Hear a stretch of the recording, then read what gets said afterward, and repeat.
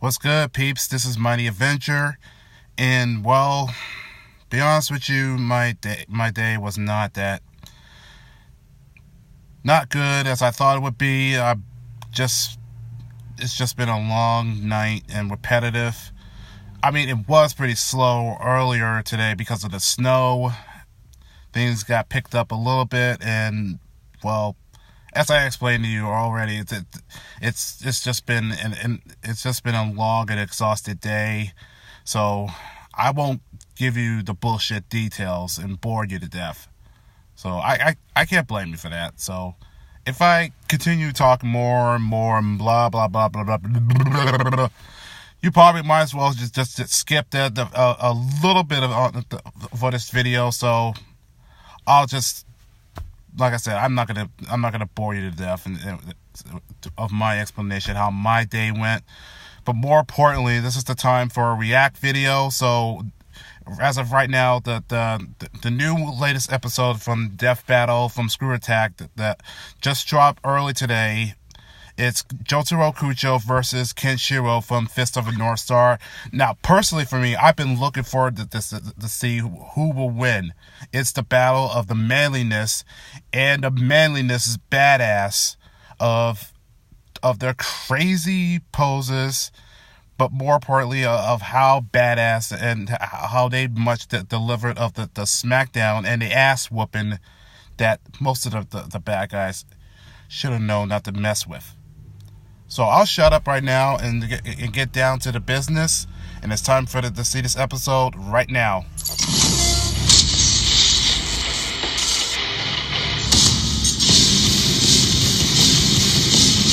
We've covered a lot of macho heroes here on Death Battle, but true. These two are as manly and stoic as they come. It's all in those sweet-ass jackets. I mean, I guess they're pretty badass, too. Jotaro Kujo, the delinquent turned hero from JoJo's Bizarre Adventure. And Kenshiro, the wandering fist of the North Star. He's Wiz and I'm Boomstick. And it's our job to analyze their weapons, armor, and skills to find out who would win a death battle. As a teenager, Jotaro Kujo was a fairly infamous troublemaker. But you can just call him JoJo like his friends do. And get it? he's a big Jotaro Kujo. How bizarre. Well, being a high school hoodlum isn't usually a good idea. It worked out great for him, because he toughed up a lot. At the age of 17, Jotaro was arrested for brutally pummeling 4 known gang members who were armed with knives and nunchucks of all things, with apparently his bare fists. But Jotaro had a bigger problem. He didn't know how he did it. He knew he was tough, but not that tough. So he came to the only conclusion that makes sense. He was possessed by an evil spirit. Oh, just like my pet rat. Yeah, wait, is that why he's been scratching pentagrams all over his cage? What? You'll find out. But then Jotaro did something absolutely crazy. To prove his theory, he swiped a police officer's gun, pointed it straight at his head, and fired. And that's how he died. Just kidding. A third arm popped out of his body to stop the bullet, of course. This strange being attached to Jotaro wasn't an evil spirit at all. It's an entity physically generated by Jotaro himself and inherited through his bloodline. Yeah, lots of the JoJo family has them, including his granddad, Joseph. These beings are called stands, literally because they stand by you. I guess I it's get not the wrong. phrase. It's so Stand lame. by you. Stands are powered by Stand their by user's me. life force. Yeah. And turns out Jotaro's life force is supercharged because he's got one of the strongest stands of all, Star Platinum. Star Platinum has superhuman strength, speed, precision, and vision. He can even phase through bodies and affect a person's inner organs. Plus, while Star Platinum can take a solid hit, most stands can only be damaged by other stands or stand users. So he's that's the only basically way invincible you unless have to he's fighting fight another stand? is with the Exactly. stand In fact, another unless you have a stand of your own, you wouldn't even be able to see Star Platinum. Oh, great. So he's invincible and invisible. And when you combine all that with Jotaro's fighting skills and exceptional cleverness, they make a magnificent team. That's good, because Jotaro soon found out his family's old vampire nemesis was out to get him. Dio! With Star Platinum at his side, Jotaro didn't just stand up to Dio, he copied Dio's greatest ability, the time stop. With this new power, Star Platinum can freeze time everywhere for 5 seconds. He can do it multiple times, though it does need a sort of recharge between uses. Kinda like an ability cooldown in a video game, or me in the bedroom, ladies. But still, he can friggin' stop time! In Jotaro's case, he may be human, but he's strong enough to smash through stone and leap several stories.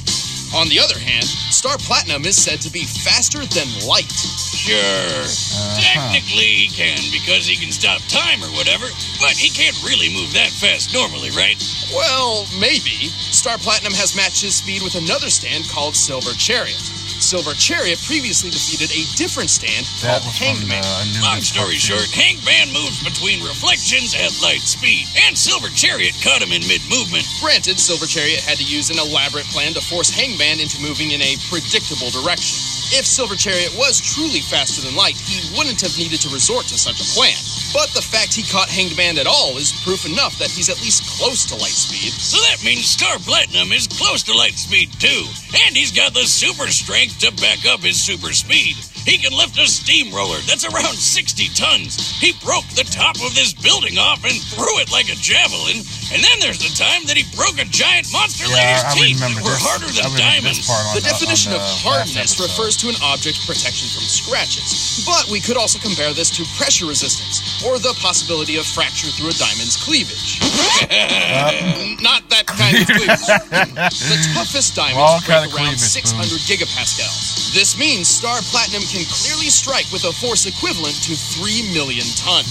Turns out diamonds aren't forever when Star Platinum's around. That would explain why he was able to Sounds like nobody could beat him. Maybe not, but unlike stands, Jotaro isn't invincible or invisible. And whenever Jotaro is hurt, Star Platinum feels the same pain. In fact, when a stand user dies, so does their stand. And vice versa. Sure, but with a guy like Star Platinum having his back, I don't think Jotaro has a whole lot to worry about. These two are one kick-ass duo. And stylish. Your receipt. You can keep the freaking change.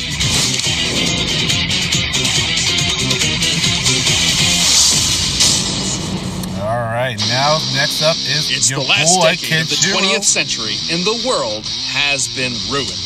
In this apocalyptic age, the strong survive and the weak kneel. Only one man challenges this new society. And fortunately, he has the literal power to do it. Kenshiro, Fist of the North Star.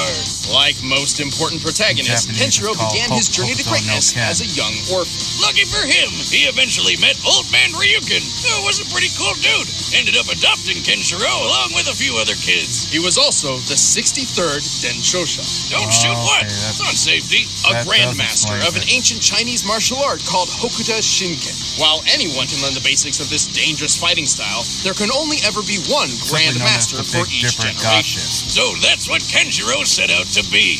And with patience, training, and plenty of muscle building, he was named the next successor of Hakuna Matashin. Too bad his adopted brother got pissed he wasn't chosen and killed Ryukin over it.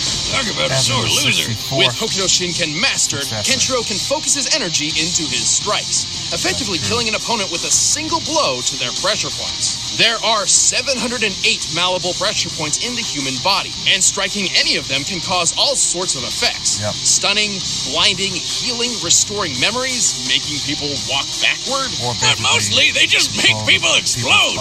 Anyway, things started looking pretty great for Kenny. He even got engaged. But then nuclear war broke out and turned the Earth into Mad Max land. Kenshiro's fiancé got kidnapped, and this guy used his knife fingers to draw a nifty big dipper on Kenshiro's chest.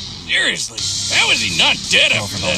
Miraculously, Kenshiro survived and began his wayward journey, wandering the wastelands searching for revenge. And if we go by how many people he blew up, I'd say he got plenty of it.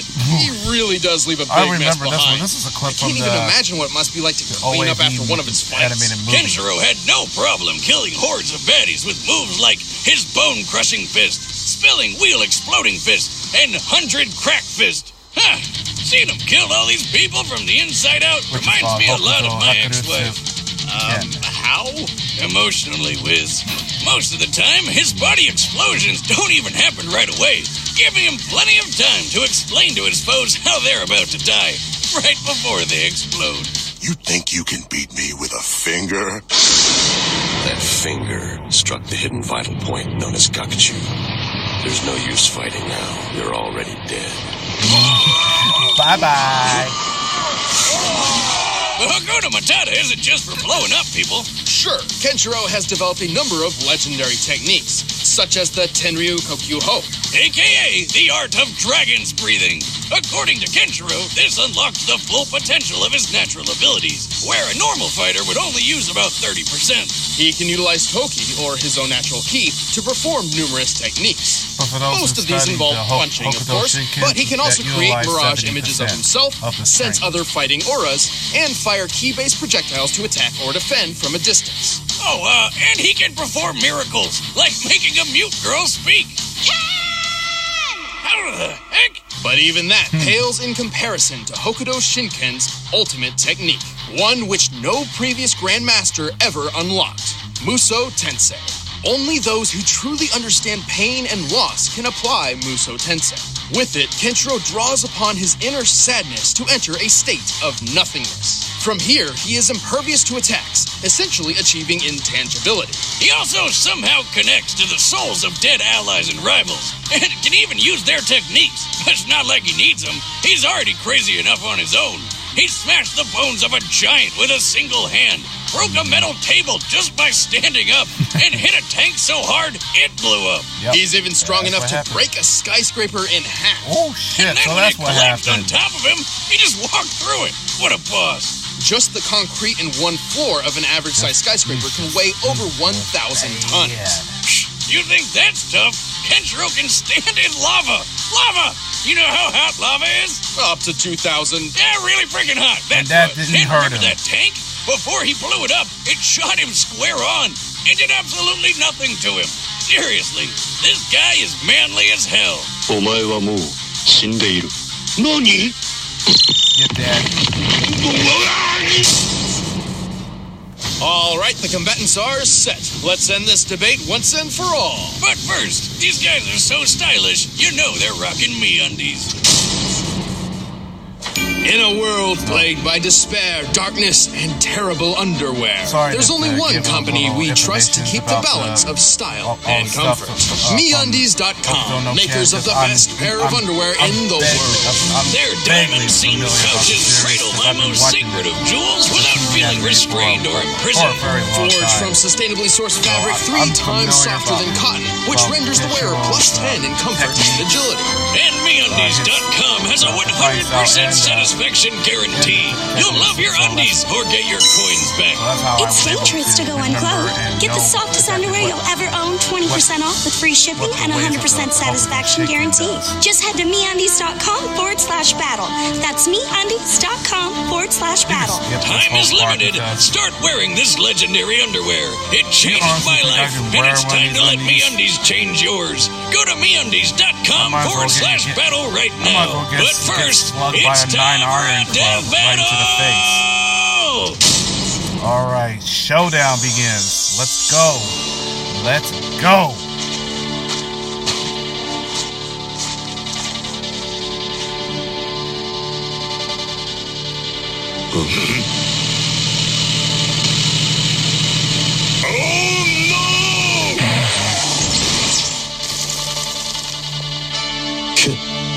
誰だおめえは。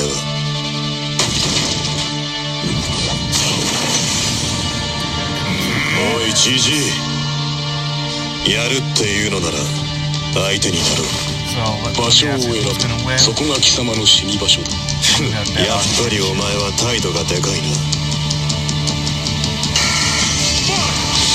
Let's go! Before I get it, what happened?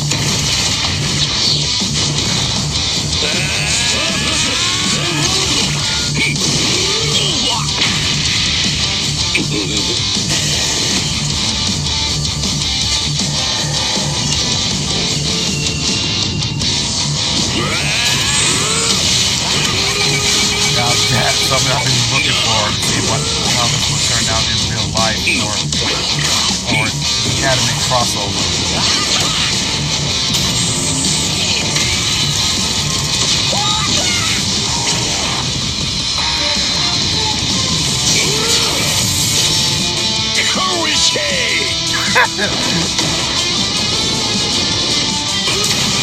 Okay, that's quite interesting. It's almost like Naruto's Shadow Clone Jutsu. Ooh. Yeah, that is a Star Platinum.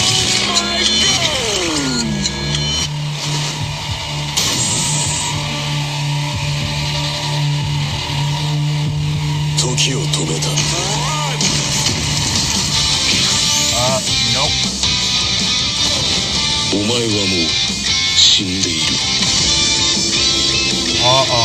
Oh, he got you. And look, time is up for you. Damn. Talk about overkill, kid. Whoa, wait, what just happened? Well, all Kenshiro needed to do to win was just get one hit in. But this matchup was far closer than that. I had a feeling what was going to happen. Of course it was. Kenshiro spent the whole time fighting Star Platinum, who he couldn't even see. Lucky for him, once he figured that out, his ability to sense other fighting auras helped him keep track of SP. But no matter what he did, Kenshiro isn't a stand user, so he couldn't actually hurt Star Platinum. Then again, Star Platinum's own strength wasn't quite enough to hurt Kenshiro much either. One of Star Platinum's greatest strength feats involves breaking and throwing a small section of a building. In comparison, Kenshiro broke an entire building, let it fall on him, and acted like it wasn't even there. Also, while Jotaro may be skilled in deducing his enemy's weaknesses and strategies in mid-fight, Kenshiro's skills, durability, and straightforward approach meant there really wasn't anything for him to pick apart here. Kenshiro did have trouble with Jotaro's time-stopping and Star Platinum's speed. However, with his awesome durability plus additional intangibility when using Muso Tensei, Kenshiro survived the time stops. And the time stops cooldowns between uses gave Kenshiro enough time to work around them. The time stop has been worked around by foes in Jotaro's past before, and as far as speed was concerned, Kenshiro may not have been faster than Star, but a mix of Muso Tensei and Mirage clones were more than enough to get by. And let's be real, Jotaro never stood a chance against Kenshiro by himself. In the end, both combatants had plenty of advantages, but Kenshiro's techniques and overwhelming power ended this fight. Jojo didn't stand a chance. The winner is Kenshiro. To put it shortly, this fight was over from the start. The moment that Kenshiro felt something that blocked his attack, and when he used the Muso Tensei, he felt the energy appearances are coming from the outside of Jotaro's, which is that his stand actually started to show. He figured that there was another way to go around the Star Platinum by creating these the shadow clones, and what happened was he did a quick barrel roll, and just all he needed was to get one simple hit right to the Jotaro's vital point. And I guess my estimation that it only took about 5 minutes before the reaction from the inside begins, and it was over. Or what Kenshiro always liked to say, "You're already dead." It was over. It was a done deal. Dead. So kudos for Kenshiro, because there's no one that could equal to his Hokuto Shinken. None. No one. So, hope you enjoyed this video as much as I did, and hopefully that does put a little excitement for my night. So, post your comments, drop a like if you agree that this match was a little bit closely matched, but in the end, it's Kenshiro's gonna be the one to take the victory. So I'm going ahead and get a beer. At least will cheer me up or whatever. So I'll catch you on the next one, and hopefully I will be in a better mood. So.